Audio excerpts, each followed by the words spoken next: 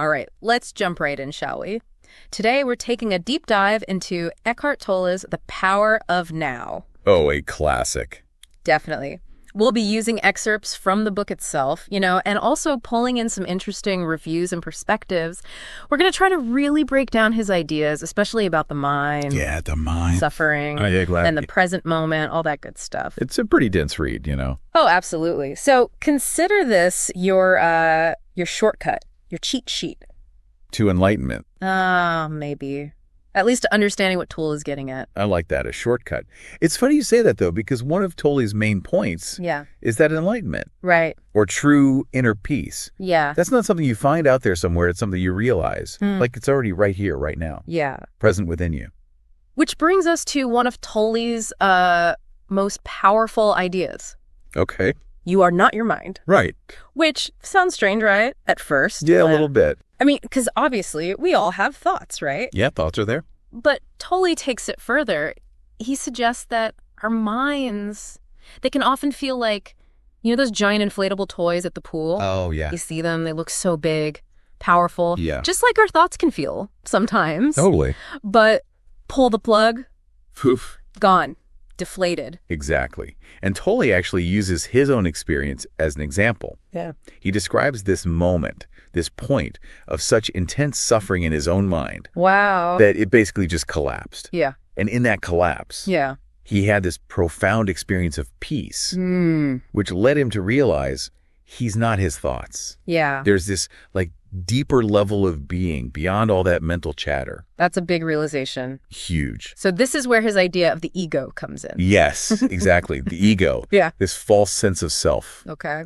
That we build up through our thoughts and identifying with our minds. So we're basically creating an identity based on thought. Got it. Now, Tolle's not saying the ego is, bad or evil. Right. It's just a product of how our minds try to make sense of everything. And sense of the world, yeah. Yeah, create that sense of who we are. Identity. But the problem is that ego-driven identity. Yeah. It kind of keeps us trapped in this cycle of suffering.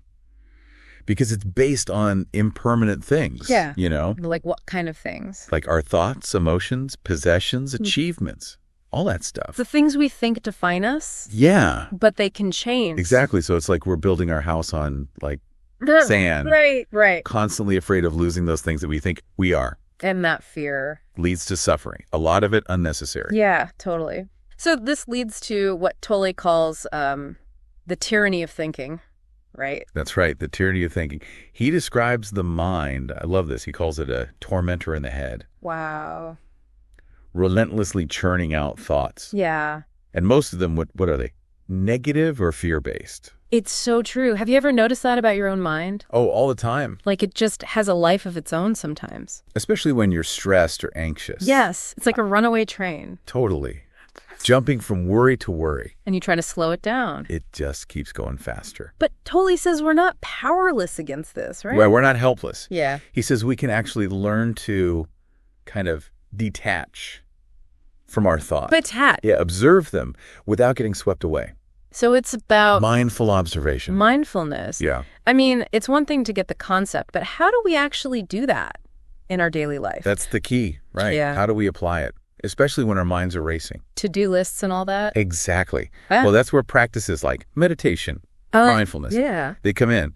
Tolle talks about cultivating presence, bringing our attention to the present moment, to our breath, our body, our senses, shifting that focus from the thinking mind to the feeling body.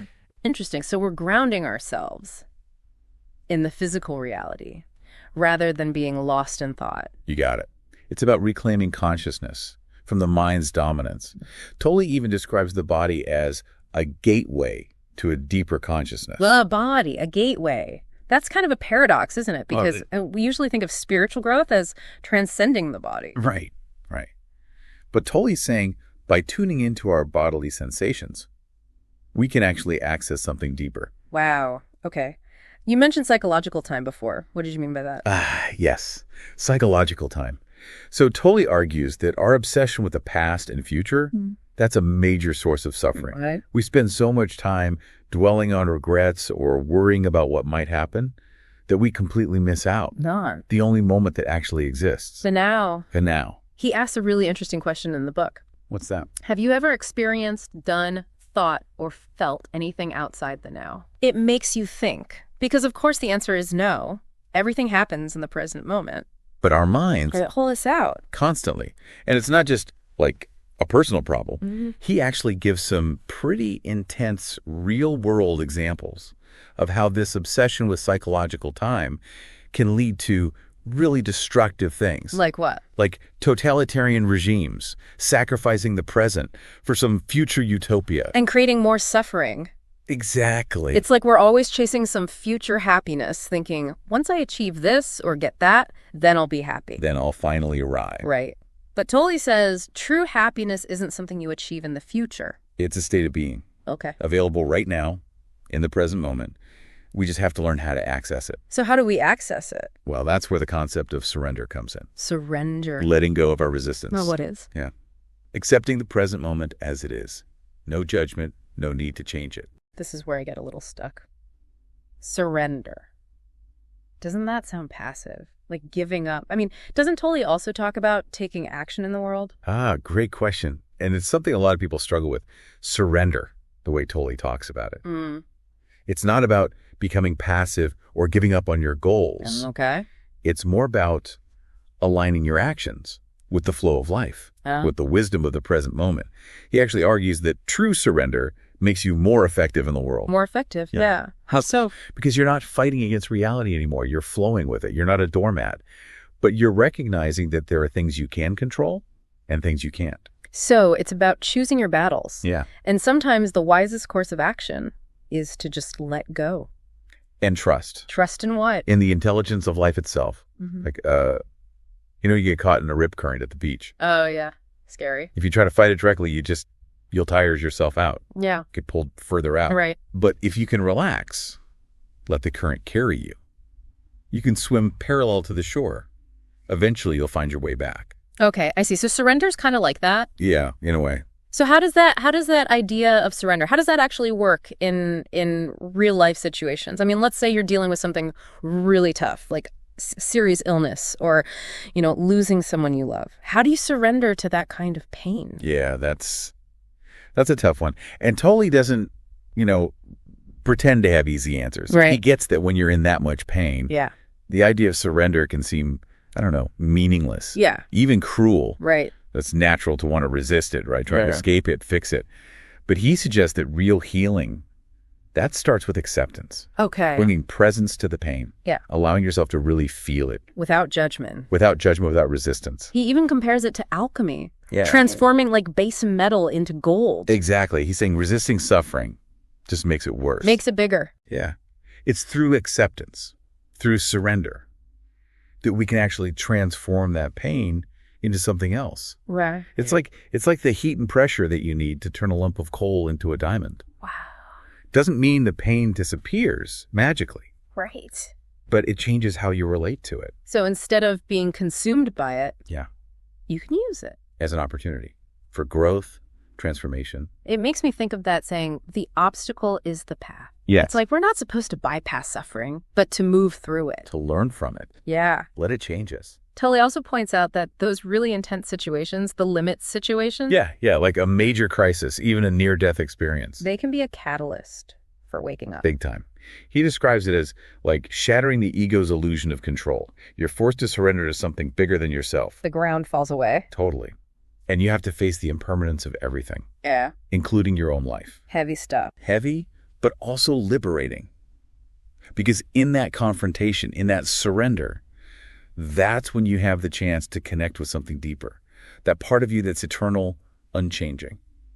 So we don't have to wait for a crisis to have that kind of transformation. Exactly. We can choose to surrender in every moment. Okay. Accept what is and act from that place of acceptance. That's powerful. So we talked about surrender not being passive, but how does that play out in action?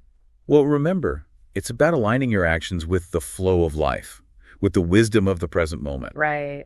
Tolle actually says that surrender can make you more effective in the world. More effective? Yeah. How? Because when you let go of your rigid expectations, your need to control everything, That's when new possibilities open up, solutions you couldn't have imagined before. It's about trusting.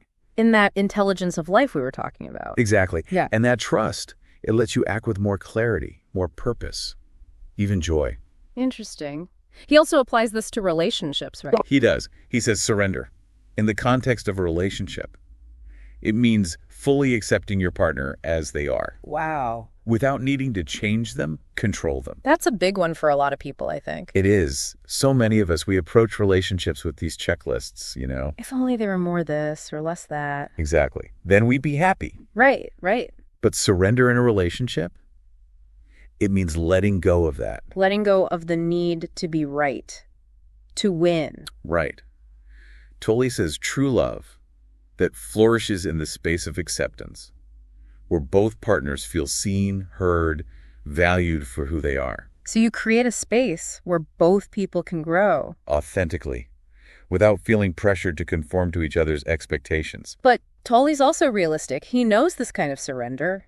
It can be really hard. Oh, absolutely. Especially if, say, one partner is more awake or conscious than the other. Yeah, there's going to be some friction there. He says it can lead to conflict, frustration, when one person's moved beyond the ego's mind games, but the other person's still caught up in them. So what happens then? Well, he describes this as a challenge, but not really for the more conscious person. Oh. It's more challenging for the partner who's still identified with the ego, because the ego feels threatened. By the other person's peace. By their peace, their non-reactivity. Yeah. It can even trigger what he calls the pain body. The pain body, right. That's a whole other topic. But basically, it leads to attacks, blame, trying to stir up drama and conflict. It's like the ego's trying to drag the other person back down into its own suffering. Exactly. Because it feels threatened by their happiness. But Tolle's advice, hold the space of presence.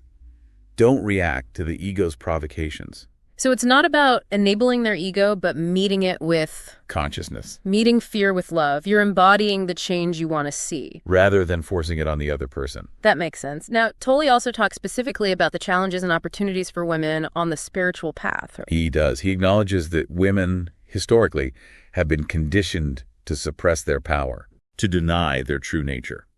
He also talks about the collective female pain body, all the accumulated suffering that women have endured. Yeah. Makes sense. Generations of oppression, violence that creates wounds that get passed down. Right. He sees this pain body as a potential obstacle to enlightenment, but also a powerful source of energy and transformation. He even suggests that, menstruation, that can be a sacred time. Sacred. For women to transmute their pain into consciousness. Wow. So reclaiming the power of feminine energy rather than being ashamed of it. Exactly. And he talks about women supporting each other, creating spaces of love and acceptance to heal and empower themselves. That's sisterhood. It's so powerful. Incredibly powerful. We're all in this together. Walking each other home. Now, he also talks about the complexities of sexuality and spirituality, specifically the challenges and advantages for gay individuals on the spiritual path. I'm glad he addresses that. Everyone's journey is unique. What does he say about that experience? He suggests that being gay can actually lead to a heightened sense of awareness, because it often requires questioning societal norms, expectations. You have to define yourself on your own terms. Exactly. It can be a catalyst for breaking free from all that unconscious conditioning. But he also cautions against creating a new identity based on sexual orientation. Oh, interesting. He says true freedom comes from transcending all labels, identifications, finding your true nature beyond form. Beyond any label. Yeah. He also tackles another common misconception. What's that? The idea that you have to love yourself before you can love others. Oh, yeah. You can't love someone else until you love yourself. I've heard that so many times.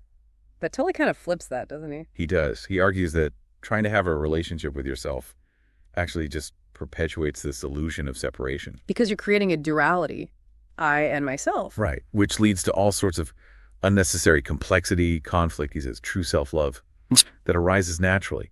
When you dissolve the ego, connect with your true nature. With being. It's not about forcing it. It's about recognizing that you are already whole and complete. Yeah. Just as you are. So it's not about adding something like self-esteem or self-confidence, but about removing the obstacles that prevent us from experiencing the love that's already there. Exactly. It's like peeling away the layers of conditioning, self-judgment, so you can see your own inherent worthiness. And lovability. And from that place of wholeness, then love just flows naturally into all your relationships. Beautifully put. It's like the love we've been searching for. It was inside us all along. We just had to clear away the clutter to see it. It really is. It's amazing when you think about it, all that time and energy searching for love and fulfillment out there, when it's been here all along. It's such a human thing, though, isn't it? To feel like something's missing, like there's this void that needs to be filled. Yeah, absolutely. We're kind of programmed to think happiness is always just around the corner. Just out of reach. We chase after things, relationships, achievements, possessions. Hoping that'll be it, the thing that finally brings us lasting happiness. But even when you get those things, it fades. Right, it's fleeting. And then we're off chasing the next thing. Like trying to fill a bottomless pit. Exactly. It's like Tolle uses that analogy of drinking salt water to quench your thirst. Ooh, yeah. Seems like it works at first. But then you just get thirstier. Right. So true fulfillment, according to Tolle, it comes from connecting with something deeper. That dimension of being, he calls it the unmanifested. Okay, so how do we tap into that, the unmanifested? Does he give us any, specific techniques? He does. He talks about different portals or gateways. Gateways, okay. To access that dimension. Things like the inner body, presence, surrender. We've talked about those. Silence, space. Even death, he mentions that. Death as a gateway. Wow. That's a lot, right? Yeah. So are these all separate paths, different ways of getting to the same place? That's what's interesting. He doesn't really present them as separate paths. More like different facets of the same reality. Okay. They're all pointing to the same moon. Different ways of seeing the same truth. Okay, that's helpful. So let's break down some of these portals. Let's do it. You mentioned the inner body earlier. Can you remind us what's that about and how's it a gateway to the unmanifested? Sure. Remember how we talked about shifting our attention from the thinking mind to the feeling body? Yeah. The inner body, it's that felt sense of aliveness, the energy that's animating our physical form. Tolle even gives this simple practice to help us connect with it. Okay, what is it? Find a quiet place, sit or lie down comfortably. Close your eyes and just bring your attention to your body. Okay. Notice the sensations of your breath, the feeling of your clothes against your skin, the weight of your body. As you focus on these things, you might start to feel this subtle energy field within your body. What does it feel like? Could be warmth, tingling, just a sense of aliveness. Just stay with those sensations. Observe them without judgment. So you're not trying to create a feeling, but just noticing what's already there. Exactly. And Tolle says that this inner body awareness, this can really change your life. How so? It can free you from fear, negativity. He even says it can help you attract more positive circumstances into your life. Interesting. It's like you're raising your vibration. Yeah, aligning yourself with a higher level of consciousness by tuning into that energy that's flowing through your body. And from that place, then you can use your mind more creatively, effectively. That's the key, right? It's not about denying the mind. It's about using it as a tool rather than being used by it. Becoming the master of your mind instead of the other way around. Exactly. Tolle even says by accessing that stillness of the unmanifested, we can tap into a wellspring of creativity, insight. Okay. He encourages this back and forth between thinking and listening, between the mind and the inner body. So it's about integration. Yes. Letting the wisdom of being inform your thoughts, your actions, rather than letting your mind run the show. I like that. Now, you also mentioned silence and space as portals. Oh, yeah. Big ones. Yeah. He points out that silence, it's not just the absence of sound. It's a presence. It's a presence, a doorway to that stillness within. And space. Similar idea. Become aware of the empty space around you. Okay. See it as a reflection of the spaciousness within. It's like we're not these solid, separate things. We're part of something much bigger. Yes. And even death. He talks about that too. As a portal. As a potential portal. Oh, that's a heavy one. It is. We're kind of conditioned to fear death, avoid thinking about it. Yeah. But Tolle says by contemplating our own mortality, yeah, we can actually deepen our appreciation for life. Really? Loosen the grip of the ego. So it's about accepting the reality of death. Yeah. He even describes near-death experiences as glimpses of the light of pure consciousness. Wow. Of our true nature, beyond form, like a taste of what awaits us. It's like dying to the old self, to that illusion of separation. And being reborn into the fullness of being. He also touches on, global suffering and how to create a better world. What does he say about that? He acknowledges all the pain, all the suffering that's out there, but he cautions against getting lost in trying to fix it from the outside. So it's not saying we should ignore it, but Focus on inner transformation first. Be the change you want to see. Exactly. He says the only way to truly heal the world is to heal ourselves. Makes sense. And he reminds us our greatest contribution is our own awakened consciousness, the peace and love that we radiate. It's about being an example rather than trying to force people to change. Right. Act from that place of awareness. Engage in compassionate action, but without getting lost in the ego's drama. So it's about finding that balance between inner transformation and outer action, being and doing. Beautifully put. Recognizing that we're both the wave and the ocean, the individual and the universal, unique expressions of the one life that flows through us all. Well, this has been quite a journey. We've covered so much ground. The mind, the ego, presence, surrender, the unmanifested. What really stands out for you from exploring the power of now? For me, it's that emphasis on the present moment as the key. It's so simple, but so profound. It's all we truly have, and yet we spend so much time lost in the past, worrying about the future, and we miss the beauty of life unfolding right now. Yeah, that's so true. And I think for me, it's Tolle's reminder that true happiness, it comes from within. We don't need to chase it. It's already here. We just have to let go of those attachments and connect with our true nature. It's been a fascinating deep dive, wouldn't you say? And remember, this is just the beginning. There's so much wisdom in Tolle's book. I really encourage you to explore it further. This journey of awakening, it's ongoing, always more to discover. What will you create in this present moment? What a great question. Until next time, keep diving deep.